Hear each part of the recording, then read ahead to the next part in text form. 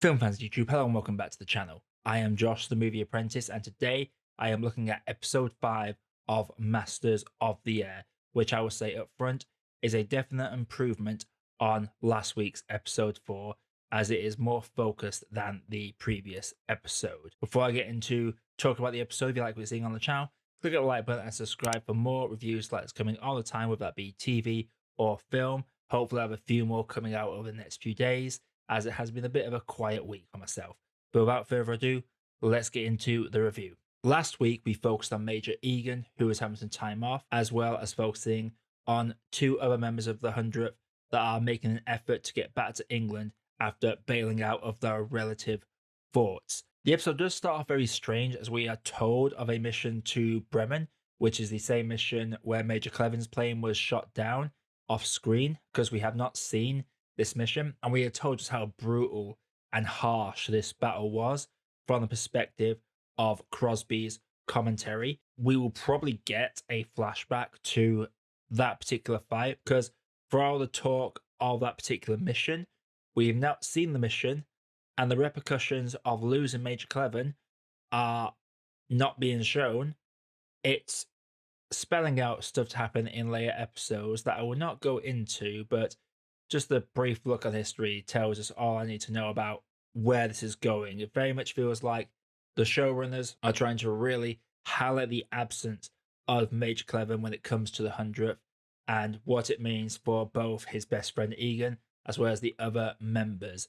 Crosby has now been promoted to the lead navigator of the entire unit. He is very much in charge of picking the routes and feeding those routes to the other navigators that are on these forts. But unfortunately, that does mean he now has to sit at a desk back at base. He is no longer on the forts flying and is no longer throwing up in bags. The fact that we've had this character built up, albeit from some comical early stages, it's helped this character stick out in the memory. And I feel like that has been a big advantage to this episode, because him and his friendship with Bubbles, who he has now replaced in that role, their dynamic comes to the forefront in this episode and gives us that central interpersonal focus that some elements of Masters of the Air have lacked up until this point. Thankfully, this also gives us a really heavy and strong episode. The mission this time, they are bombing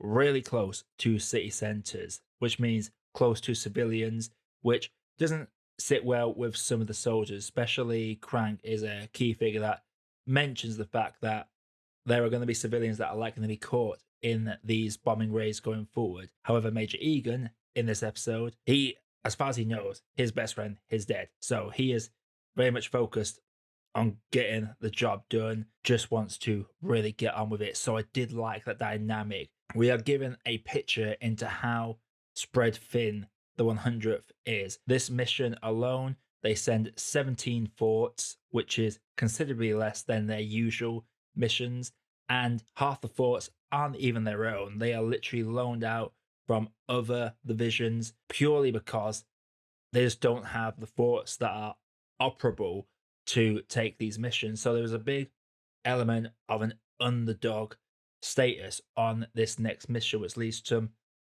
very good sequences. The first half of this episode exclusively focuses on Major Egan's fort and the conflict going on just within that one particular fort amongst the entire fleet going out on this particular mission. And it gives us some more of an insight into just the stress on one particular fort. Because previous air battles, we have seen cutaways to several different forts, seeing several forts go down from afar, but there's not been much opportunity to see what it's like being on a fort that is slowly getting decimated by flak and by fighters. There is a great scene, as we've seen so far in the series. The flak stops, which means there's going to be a brief silence, then the fighters are going to come. And there's this great sequence where they fill that silence with something.